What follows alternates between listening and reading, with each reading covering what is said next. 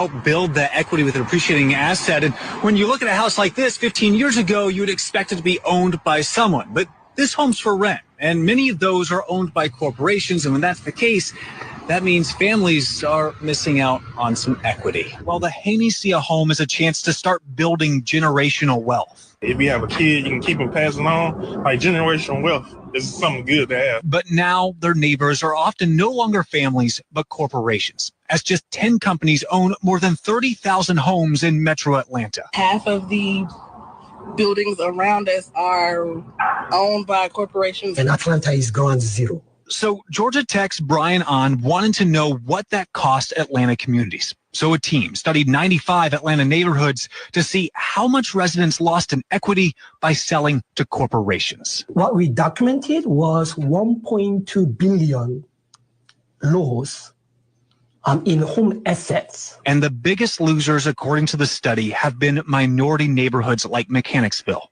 Help build the equity with an appreciating.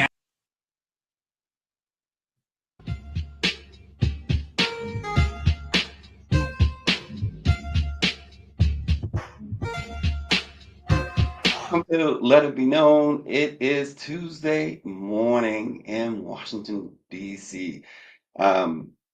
Generational wealth, this is what we like talking about, but more importantly, we like being about generational wealth.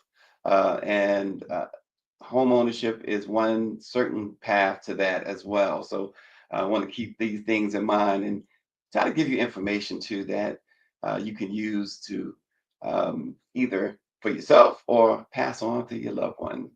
This morning we have several things to talk about, including the closing of 65 more Macy's stores. It just shows you where the economy is and where things are headed.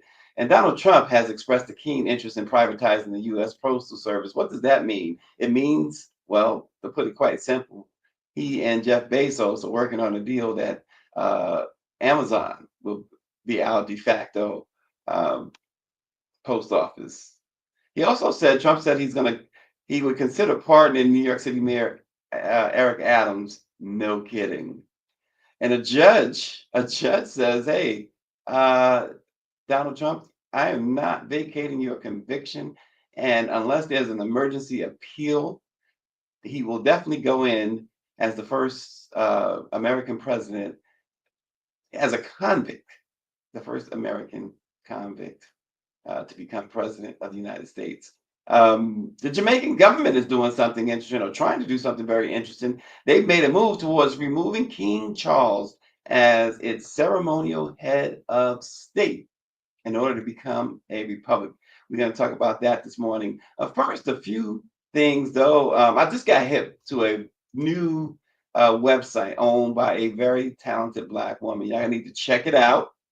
The link is there somewhere in my comments. www.royalty, and royalty is TI, studios with a Z at the end.com. royaltystudios.com.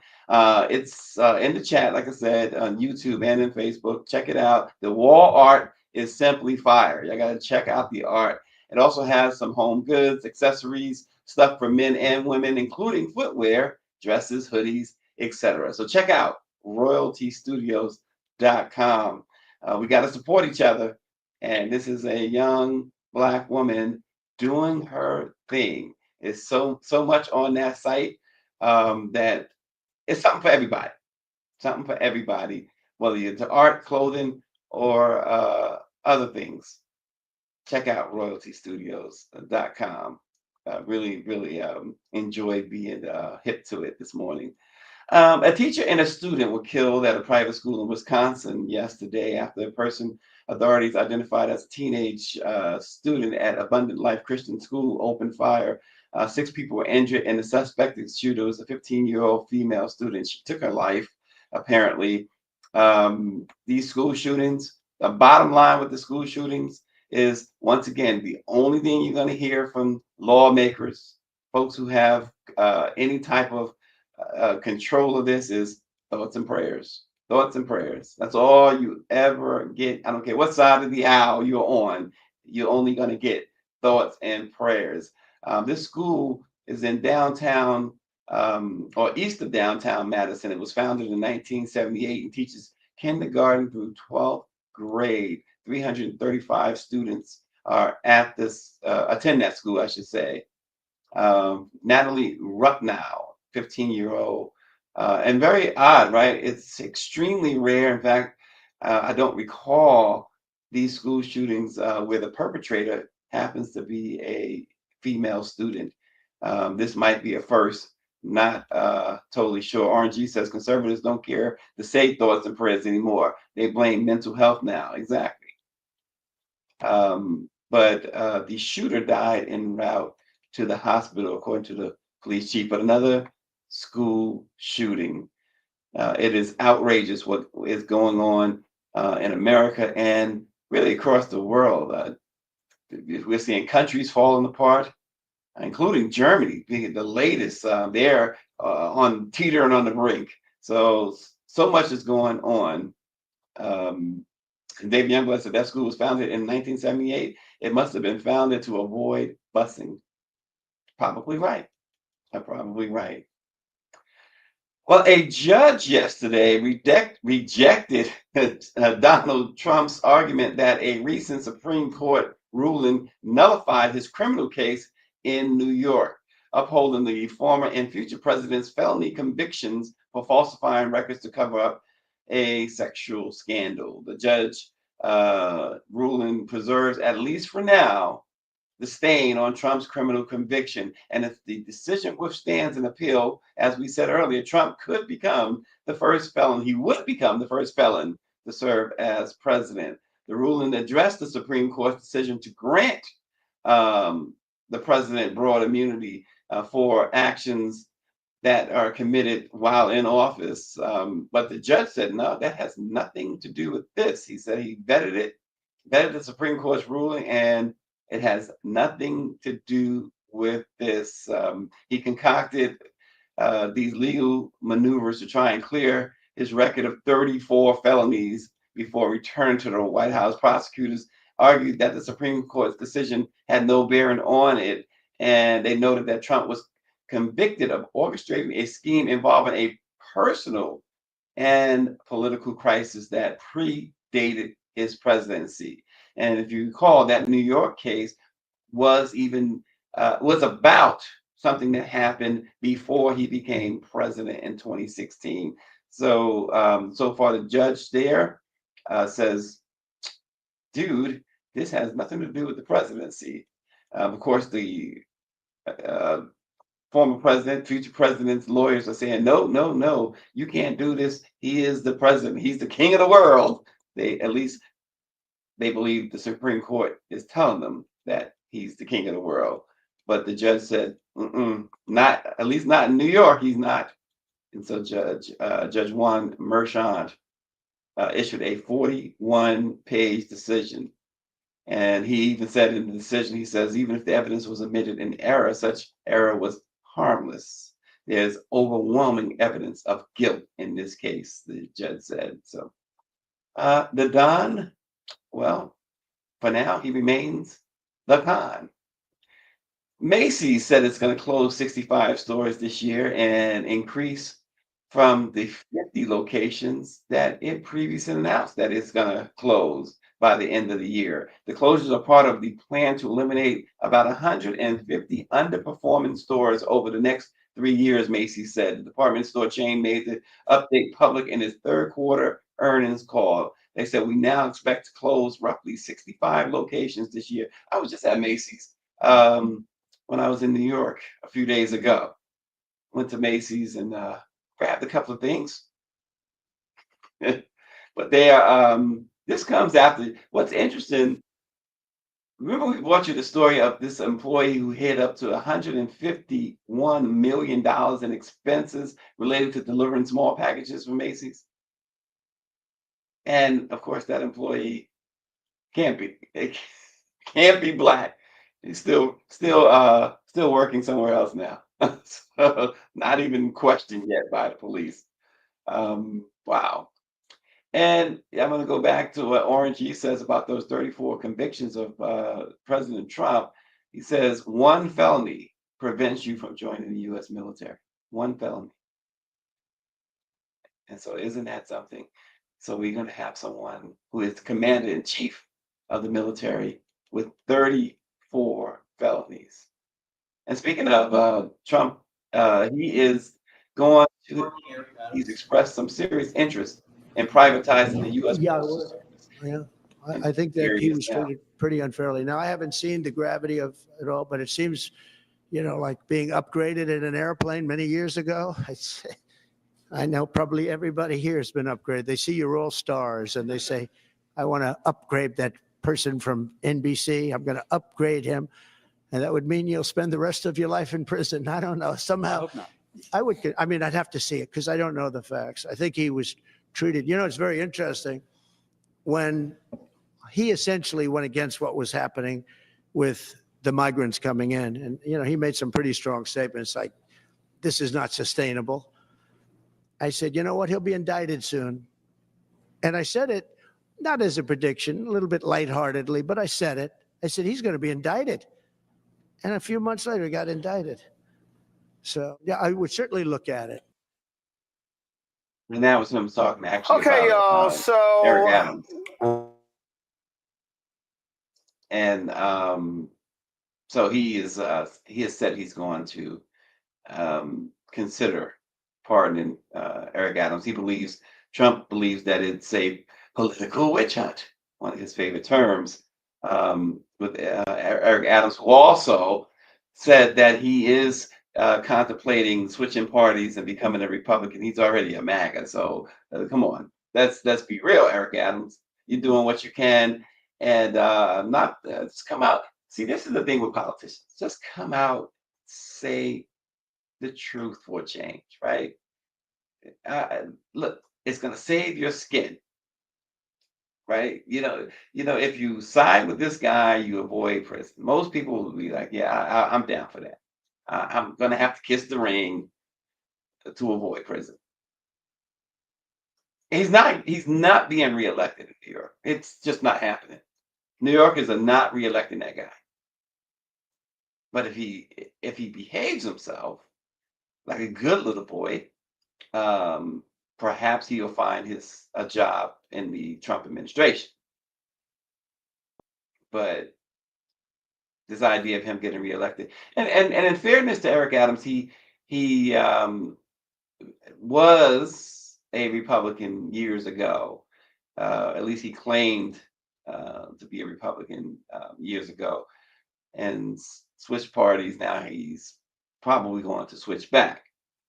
He's gone down to meet with Trump's border czar, Mike V says, Donald Putin and Mayor MAGA Adams.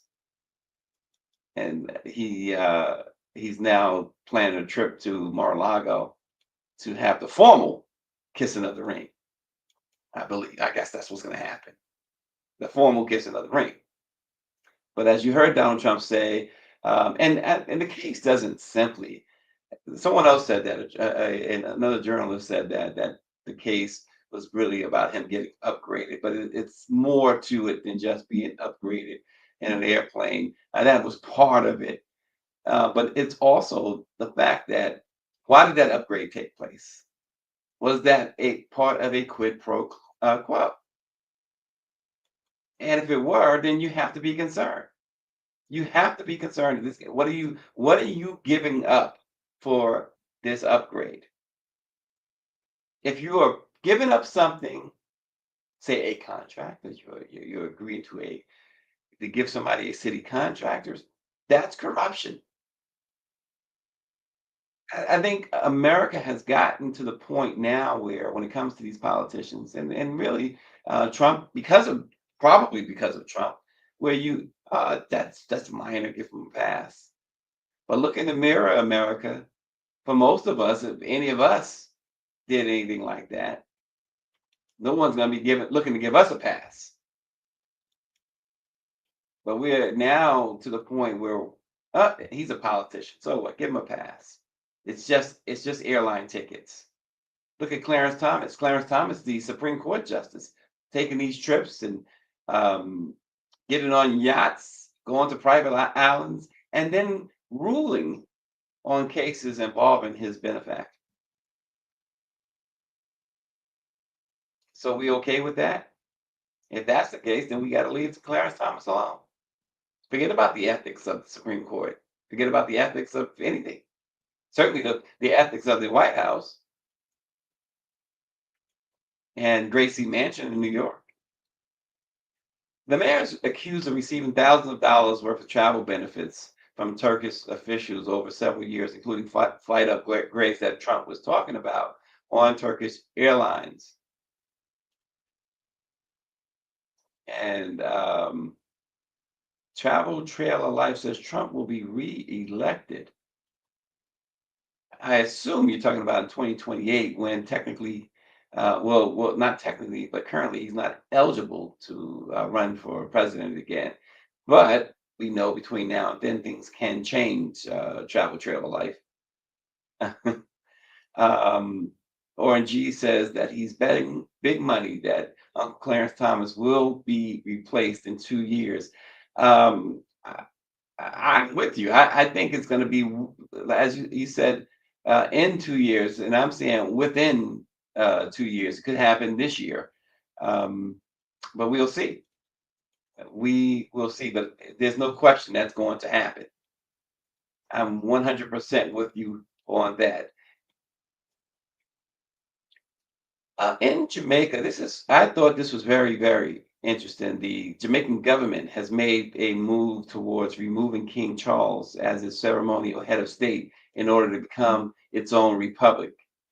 Jamaica's Minister of Legal and Constitutional Affairs, Marlene Malahu, tabled the Constitution Amendment, which is Republic Act 2024, in the House of Representatives, which is the lower house of Parliament, and introduced the legislation to start the process of replacing King Charles with the Jamaican president.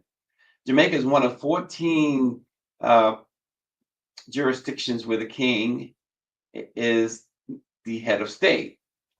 And Jamaican officials previously said that Jamaica would move to become a republic by the next general election in 2025. They called the step a historical moment. The outlet Jamaica Observer said the bill would now lay on the table of the House until March of 2025 before it can be read for a second time, which would likely kickstart debate about the British Crown's future relationship, I should say, to the former colony. Mike Lee says Barbados did that 3 years ago and became a republic itself. But this is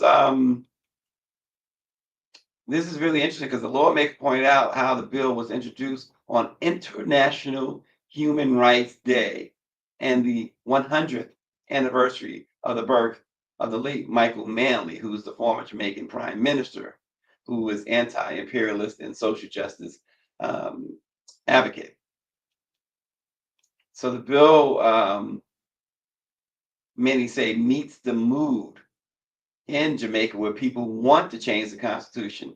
If you know a little history, I'm not necessarily a history buff, but I can tell you some history. In 1655, the British seized Jamaica from Spain during the Anglo-Spanish War and established it as a British colony by 1670.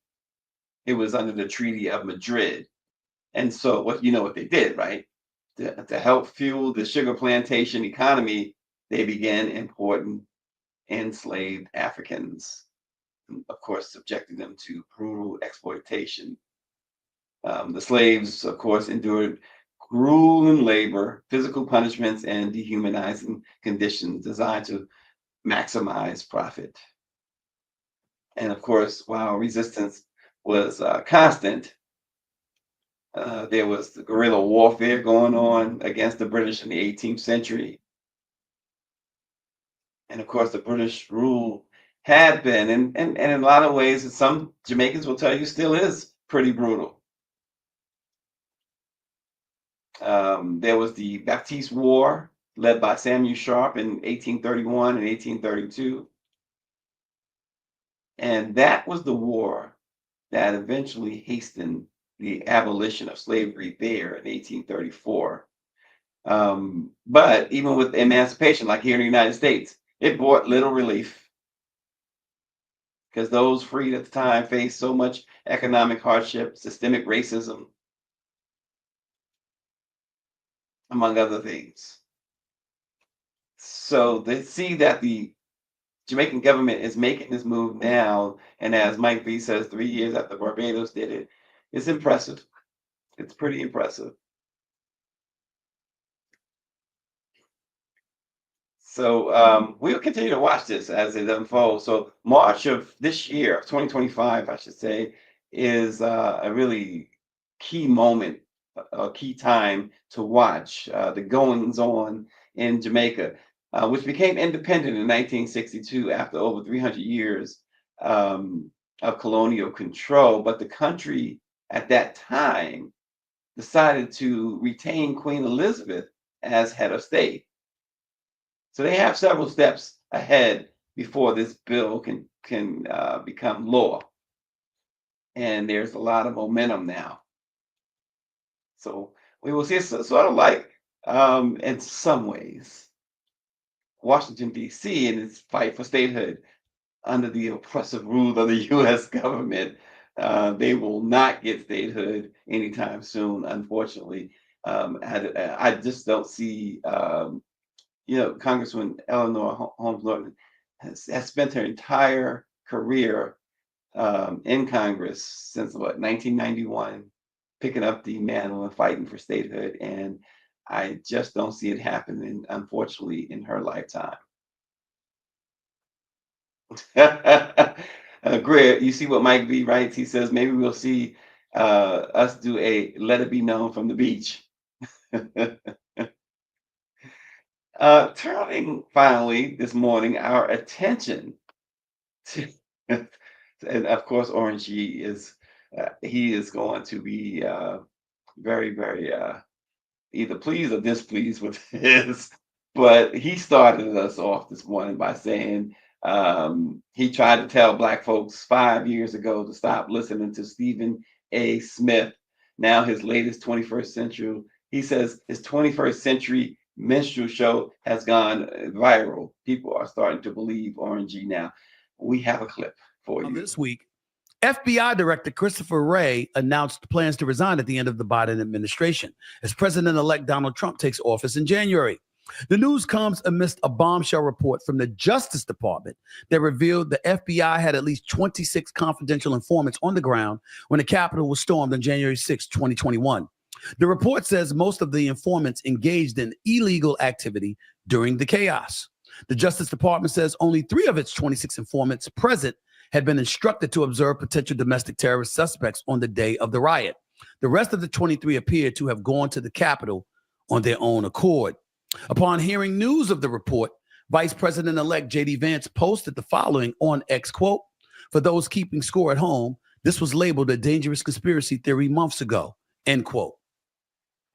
So 23 folks for the FBI were in the crowd. And we're just finding that out. Didn't hear anything about that for the election. Didn't hear anything about that when the quote unquote insurrection was broached by Vice President Kamala Harris as the Democratic nominee, by President Biden before her, by Democrats in both the House and the Senate as they articulated the belief that Donald Trump was a danger to democracy and using this as a profound, illuminating bullet point to make that case. And now here we are yet again finding even more evidence to Donald Trump's claims when he articulated that the process is rigged, the Democrats are this or that, they're talking about us, but look at what they do. We don't know all the details. It's a report. Justice Department comes out with this. That's not my big issue. My big issue is that I'm really, really sick and tired of every time I turn around finding something else that the Democrats have lied about or downplayed or misrepresented along the way. Where's the $1.5 billion that was given to the Democratic Party. Where is it? Yeah, well, and I guess the one positive light at the end of the tunnel is that Stephen A. Smith, his delivery and what he was saying was so confusing. Like you said, I listened to it for about 4 times and I still could not figure out what he was trying to say. So the majority of us probably will not receive the message that he's attempting to deliver. But on the flip side of journalism, that's very unfortunate because a simple click of the AP News or any other source would have revealed what the actual report said. So it's kind of like a lazy journalism, if anything. So that's very disappointing. But the good side, no one probably understood what he was trying to relay. Omakongo? Stephen A. Smith is dangerous. And the fact of the matter is, as I've often said about him, I don't have a problem with somebody jumping into different genres, but you need to apply the same journalistic principles that you use in sports, Stephen A. Smith, to the politics. And you're not doing that in any way, shape, or form. You're serving as a puppet for these guys. It makes me question who you really voted for. And just like with the lady, Miss Lee, the Asian American woman, it seems like people are doing their best to curry favor. This with Trump and his ilk. This is factually inaccurate, and it's disgraceful that Stephen A. Smith continues to jump into politics when he does not know what he's talking about. And the fact that he would put insurrection with air quotes shows everything that it says about where he really sees things. And people need to really start calling him out like you did tonight when he's doing this type of nonsense. And I can't wait for the clip to share it. Stephen A. Smith, if you're going to jump into this fray, either know what you're talking about or just come out and say you're 100% MAGA so everybody can be clear about it, because you can't keep trying to straddle the fence and think anybody on this side of the world, meaning this side of the truth, is going to respect you. I mean, this is the tweet, Candace, from Clay Travis. Of course, one of these right-wing MAGA, Fox News people. It's interesting to see how many people in media are waking up to all the lies we've been told. Here's Stephen A. Smith on January 6th revelations. No, facts are facts. All right, folks. It's disgraceful. It's absolutely disgraceful. Stephen A. Smith has reached a new low. To advance a conspiracy theory that was really introduced by none other than someone like Nick Fuentes. If you don't know who he is, just Google him, and you'll regret Googling him because he's that despicable of a human being. But first of all, I had another Christopher Wray, the director of the FBI, is leaving the FBI. It's a new administration coming in. Trump doesn't want him as head of the FBI, and he doesn't want to work under Trump's FBI. It's as simple as that, number one. But this idea that the FBI had people on the ground, there were a couple of people who had served as informants for the FBI. But there were law enforcement officers from different jurisdictions who participated in the insurrection. Why? Because they are racist in law enforcement. Does that surprise anybody? But this was not an FBI operation. And as my man said, for Stephen A. to put in air quotes, insurrection, he is just as bad and is becoming worse than Byron Donalds and Tim Scott and those other House Negroes. How do you, as they said, he's supposed to be a journalist, albeit a sports journalist. How do you put forth such misinformation? Do absolutely no fact checking whatsoever. The FBI, in that report that he referred to, quote, "We found no evidence in the materials we reviewed or the testimony that we received showing or suggesting that the FBI had undercover employees in the various protest crowds or at the Capitol on January 6th.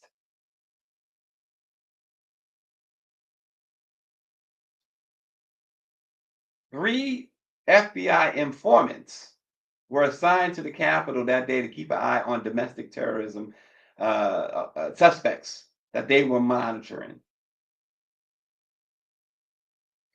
In addition, 23 individuals who worked as informants for the FBI, these are not agents, these are snitches who are being paid to snitch, attended the riot because of their racist views.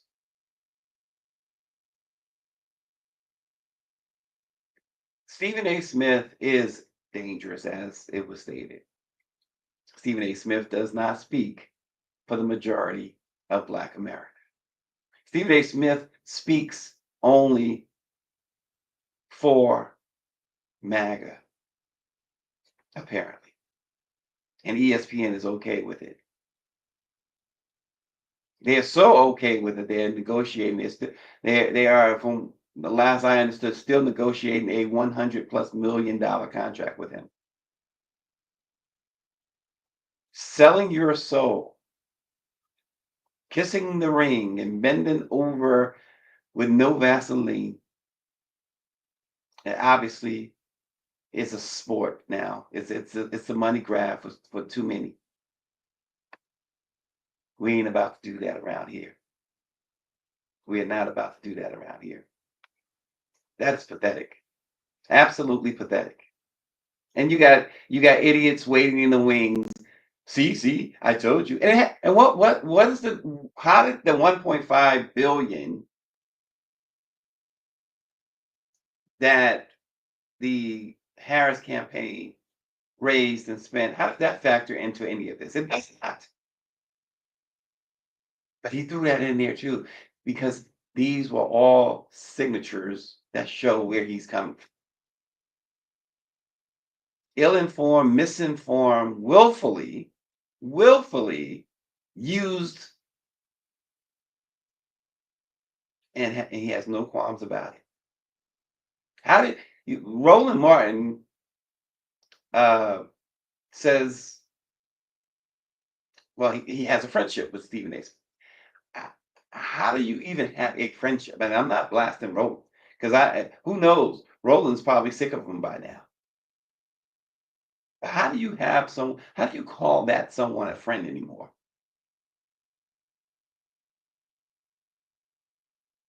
Mike V says, I don't understand why Stephen A. and Jason Whitlock feel like they have to be involved in political discourse or on the wrong side of history. It's trying to make a name for themselves. And you might argue, well, they already have a name. It's never enough. It's never enough. It's too many of them want to be know-it-alls. Ask them their daddy name, though. On that note, thanks for joining Let It Be Known. We will see you again tomorrow.